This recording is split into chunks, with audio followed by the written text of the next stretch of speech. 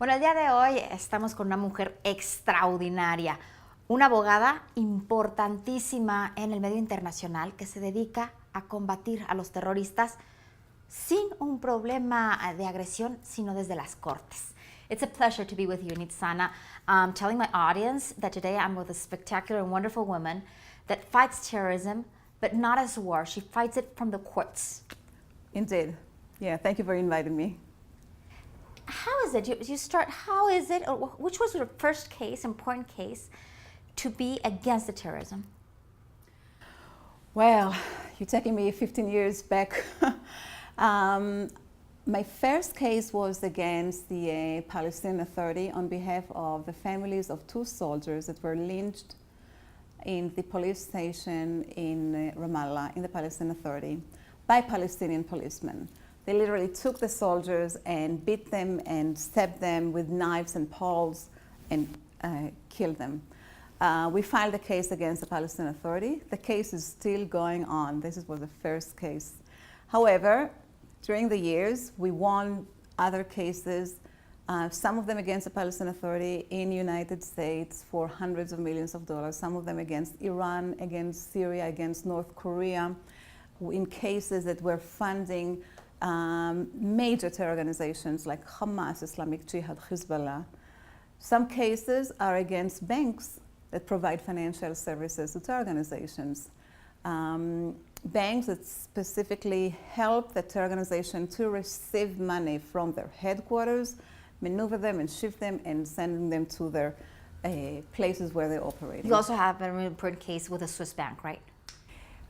Yeah, this was a suspect, but the cases we are involved with was one of them, again, yeah, the UBS case. But many others, like National Westminster Credit Lyonnais, Arab Bank, Bank of China, Lebanese Canadian Bank, all banks that knowingly and intentionally provided financial services to terror organizations. Nitzana, this is a very important part. With the money, if you trace the money, you can trace the terrorism, you can trace everything. How do you trace the money? Well, some of the information is given to us by security forces that we work with, either in Israel, United States, or other westernized country.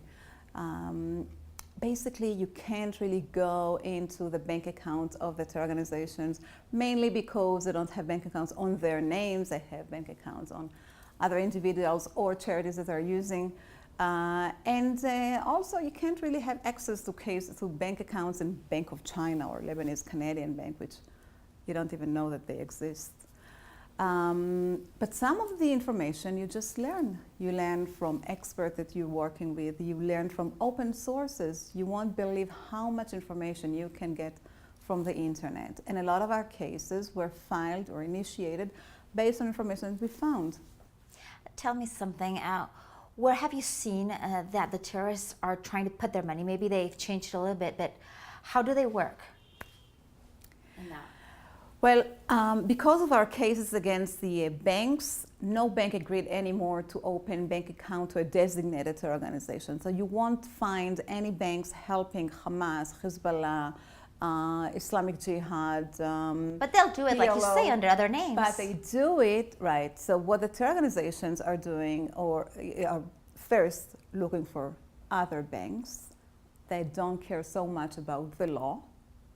They can find them in third world countries, banks like Bank of China, like in Lebanon, they can find banks like that. Or it's like, it's like the mafia. They will find another way to smuggle money.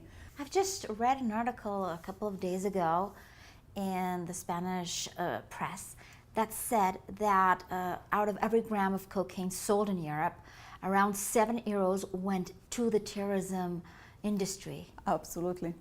That's absolutely true.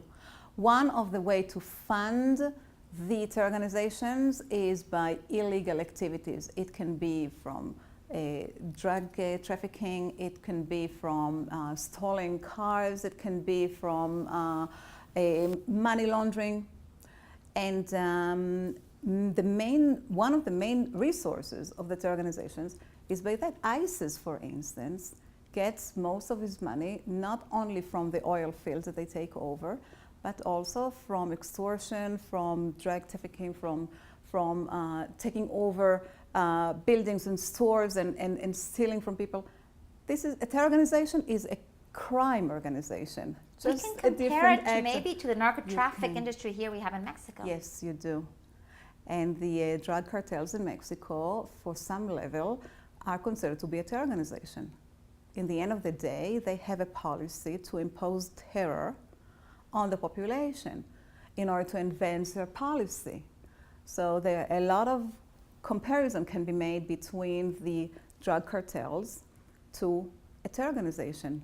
Your philosophy is to fight terrorism in court. Could you do that? Shouldn't, besides court, also have the authorities maybe put them also in jail, really consign them? You know, you learn that the terror organization, like a crime organization, has to work one leg in the terror world, in the criminal world, but one leg in the legitimate world. They used banks, they use computers, they use mail, they use FedEx, they use what we as normal people use. Otherwise, they won't be able to act and to work and to finance their activities. So and to if you recruit cannot, people. Absolutely, if you cannot, and you cannot get them in the criminal world, you can get them in the legitimate world. And this is their Achilles point. This is where you can get them. This is where you can sue them. And believe it or not, even if they laugh at the courts and they don't obey any type of law, in the end of the day, when you get a judgment against them, you can enforce the judgment. Not by approaching them and asking them to pay the judgment, obviously they will not, but going after their assets, which are located in different places. They have bank accounts, they have assets, they have buildings. You won't believe how many buildings Iran, for instance, has in the United States and elsewhere. How many bank accounts they are holding in different countries. Because of course, if you tell them you're going to lose in court, they'll laugh because they say, I'll never get into jail. But getting their assets is what's really going to hurt them. Yeah, and they can't continue, if they don't have any more money, they can't continue to operate the way they are. I regularly meet with the intelligence agencies in different countries in the world, and they all tell me the same thing. If you cut the funding, you can cut the terrorism. If you stop the flow of the money, you stop the flow of the terrorism. Because to do an act of terrorism is really expensive. Hamas, for instance, in Gaza in the recent war, used hundreds of millions of dollars to maintain their military. They have tens of thousands of soldiers. They have prisoners that they have to support.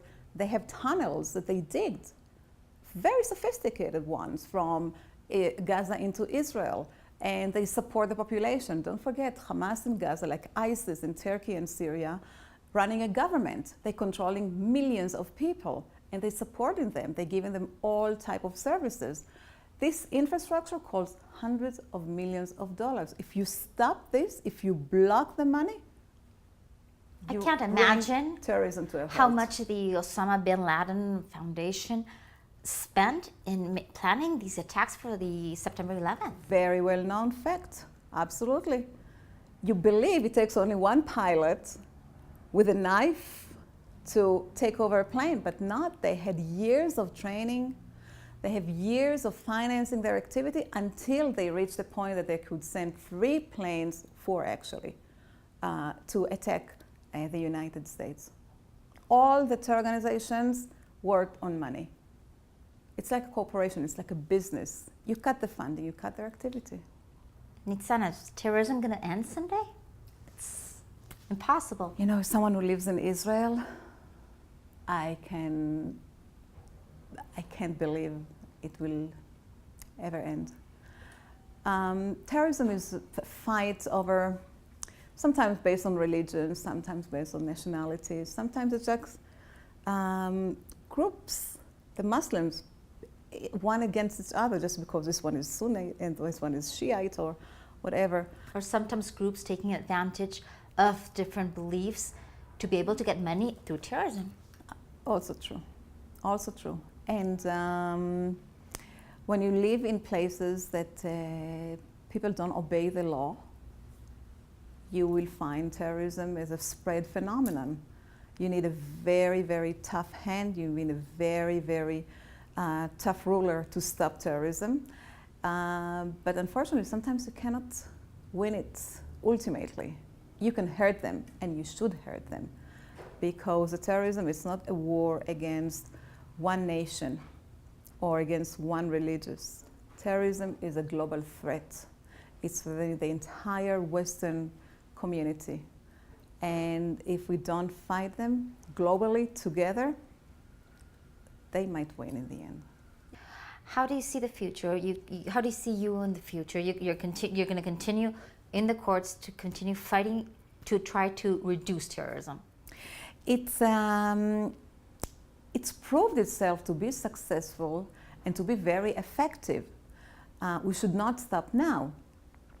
We know that, for instance, the recent attacks in Jerusalem, when people stab other people to death, or the massacre people in the synagogue that praying, or even kidnap teenagers, killing them and burying their bodies in holes in the ground, all were directed from the top level, from the high commander of the terror organizations, which tells you that you must attack the head of the snake. And the way to kill the head of the snake, or the way to hurt it, is going after it financially. The military will do its job. They must do its job. For example, once you kill the head, won't you have a lot of little heads? You create a chaos. You create a problem. You create a problem.